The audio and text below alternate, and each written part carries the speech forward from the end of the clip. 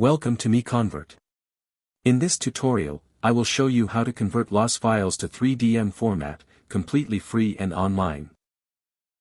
Open your browser and search for loss to 3 decimeters MiConvert.com. Click on the first result to go straight to the converter.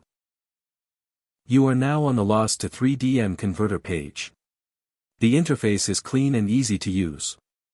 Let's upload a file. Click the Choose File button. A file picker will open.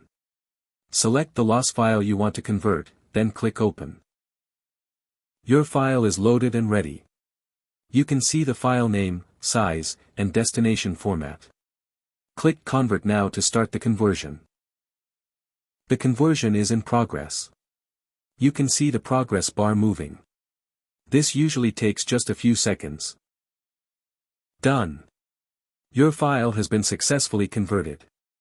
Click Download to save the 3DM file to your computer. That's it. Visit MiConvert.com for more free conversion tools. Subscribe for more tutorials. Thanks for watching.